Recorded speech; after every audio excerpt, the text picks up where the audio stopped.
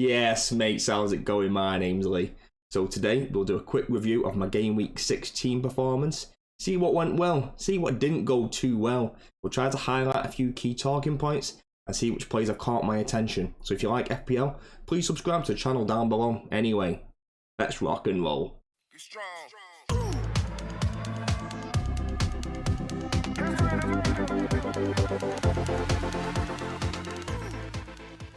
Right, mates, first up, we got 65 points. I actually took a -8. I did 3 transfers, 1 free transfer, and then 2 hits.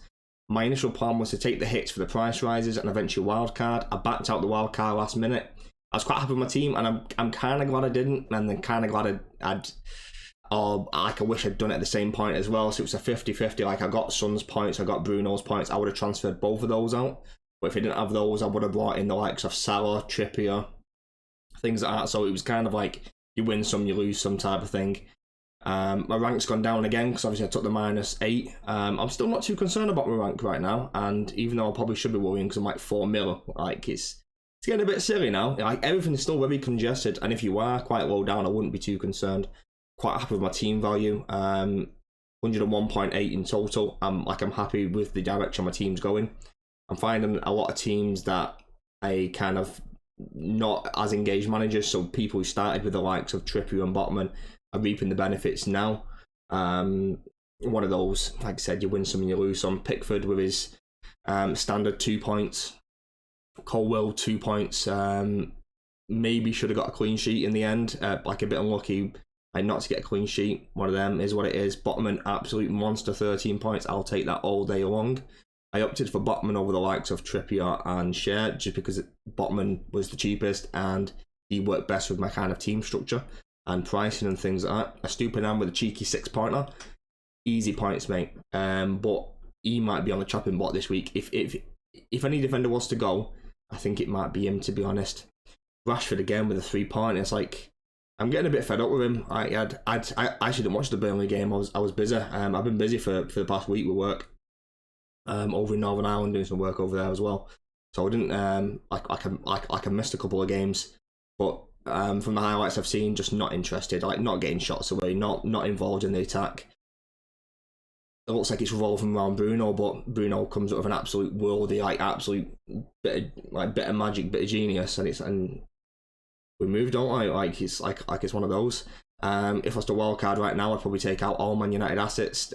We've got a great run, obviously, but I just don't see it as a viable route to points right now. That's just my personal opinion. So you can do what you want with them. But if I was wildcarding now, which I'm still considering wildcard every single week, then those two would definitely be transferred out. And Bumo just doesn't look right. And now with the injury to Rico Henry, it looks like they're going to shuffle some things around.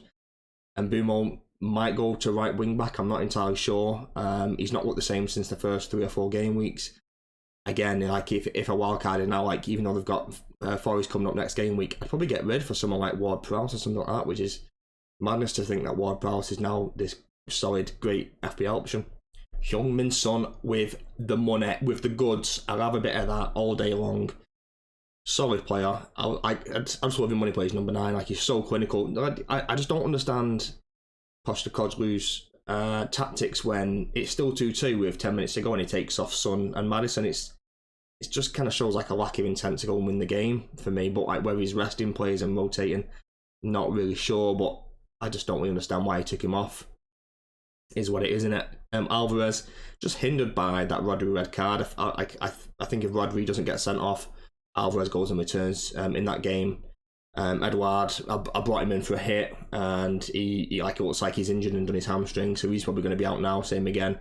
This is what's kind of like leading me towards a potential wildcard this week when I've got the likes of Rashford and Bruno, Edouard, Colwell, Estupinan, Saliba, Pickford, all players that I want to take out right now, and is it worth me just wildcarding now? And I'll go through my wildcard draft for this week compared to my draft for Game Week 9, which is when I'm potentially looking around to wildcard anyway. I'm looking at the differences between those two teams and the benefit of wildcarding now is things like you get the transfers in the bank leading up to that point. You can correct your mistakes right now rather than waiting and kind of see what happens.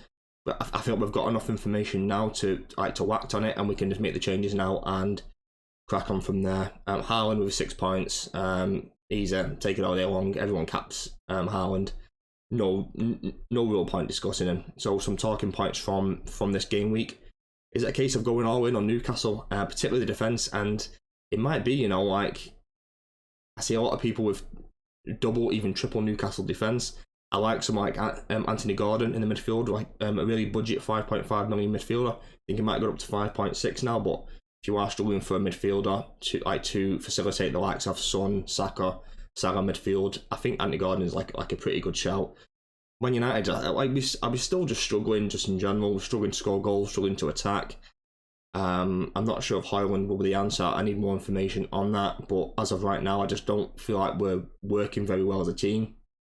I watched the game last night, the Carabao Cup against Palace, and we dominated the game. We didn't give Palace a sniff, really. But Rashford and Bruno didn't play at all.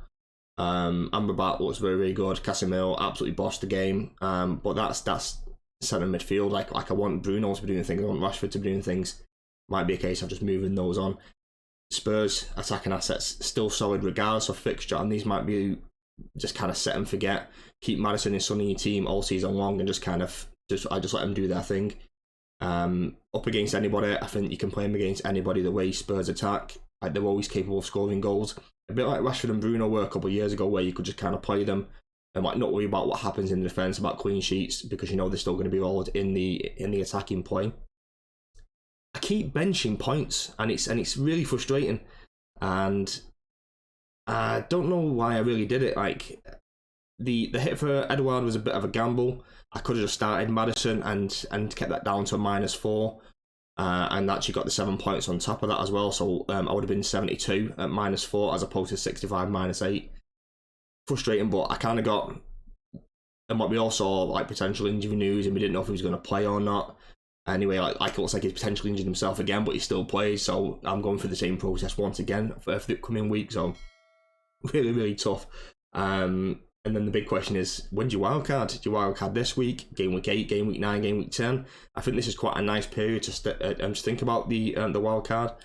So now what we'll do, we will look at some potential wildcards for this week, for game week 7, and a very optimistic wildcard draft for game week 9.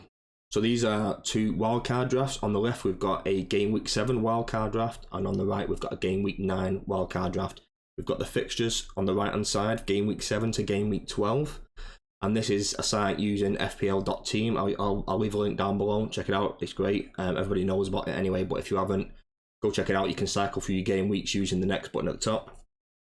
Really, really nice site. So kind of comparing the 2 teams. I've both got Areola and Turner in each. I've got Botman in each team. I've got Kabori in each team. Salah in each team. Son in each team. Haaland, Udoja. So Archer, there's quite a lot of similarities between them. Kind of where that ends is with the likes of Saka versus Bruno. I mean, you could easily put Saka in that team, shuffle a couple of things around. Alvarez versus Darwin. I think when we get to game week 9, you're probably looking at maybe double, triple Liverpool. They're going quite a nice run, as you can see from the ticker there. Between game week 9 and game week 11, they've got Everton, Forest and Luton. Really important to try and utilise that. I think it'd be difficult to get in the likes of Trent, Salah and Darwin. You're probably looking at maybe someone like a Van Dijk or a Robertson in place of Trippier. But do you really want to take Trippier out? I'm not entirely sure.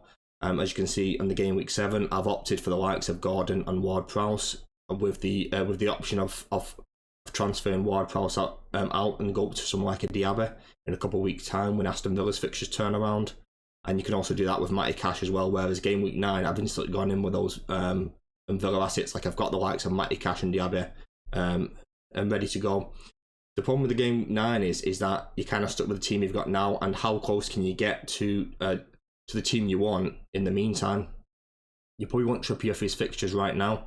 You kind of want to start last week, and probably in hindsight, it was better to wildcard last week. But as you can see from the fixture ticker on the right hand side, Newcastle's fixtures: Burnley this week, West Ham next week, Palace, Wolves, Arsenal, Bournemouth. So over the next 6, they've got some really nice fixtures in there. So you get to game week 9, You've only got Wolves, Arsenal, Bournemouth, and there's a couple of decent games as well after that as well. But can you really afford the likes of Trippier and some other Newcastle assets when you get to game week 9? I'm not entirely sure you do, because you also want to start focusing on the likes of Brighton as well, because Brighton coming into a great run from game week 8 with the likes of Wolves, West Ham, Luton, Forest, Fulham. So you want to go back to the likes of a Stupinant and Matoma. Just depends which way you want to go, and I'm kind of on the fence about it. I do quite like a wild card this week. I'm taking advantage of that Newcastle form, of taking advantage of the Newcastle clean sheets. We'll just go for it now and just kind of go all in. We have got some injury news on Saka, so we don't know if he's going to play, and if he didn't play, I probably wouldn't go to Bruno. I'd probably go to Diaby instead, I think, and just keep a really cheap midfield and keep a lot of money in the bank. It gives me a lot of flexibility to kind of move around. What do you think about my 2 drafts? Have you got any plans to wildcard yet? Are you gonna wait to game week 9, game week 10? How's your team looking right now? Do you think it's worth it for me to wildcard right now? I am seriously considering it. I'm probably 40% chance I'm going to wildcard, so I'm not quite over the 50% mark yet, and it depends how this Carabao Cup fixtures go. If there's any big injury news or like anything coming out from anywhere in terms of tactics or form, I might just pull the trigger and just go for it straight away. But I think they're both viable options. The benefit of doing it in 7 is that you get to keep the free transfers moving up to game week 9. So by the time I get up to game week 9, I've got those 2 free transfers. I can analyse it a little bit more. Whereas obviously that this game week 9 team is very dependent on form, injuries, suspensions, things like that. So it's very much a very, very early draft, and being a bit optimistic in terms of hoping for the way players play, and you kind of hoping for some good fortune essentially. As on the left, I can take advantage of the news I've got now, go for it, commit, and just rock and roll from there. Right, mates, that's it for today's video. Hope you enjoyed. So first of all, we went through my review for my game week 6 team. Some good, some bad. I tried to highlight a few different points. I thought my decision to bring in Botman was great. Like, he obviously scored and kept a clean sheet. Took a couple of hits to bring in the likes of Alvarez and Edouard. Obviously didn't work out, but like I said, you win some and you lose some. And maybe I should have wildcarded, maybe I shouldn't, I'm not really sure. And then we did look at 2 different wildcard drafts, comparing a wildcard draft for this week, game week 7, compared to game week 9. And it just depends which way you want to go and where you want to put your money towards, and what kind of players that you want to own right now. Have you got a lot of issues with your team right now? In that case, might be just better just a wildcard, get it over and done with. Get in the players you've got the information about, get rid of the likes of Bruno, Rashford, other United players, and bring in the form players, and that might be the way forward. Not sure. If you enjoyed today's video, please subscribe, leave a like, leave a comment, all the usual stuff. Anyway, have a good day. Peace and love.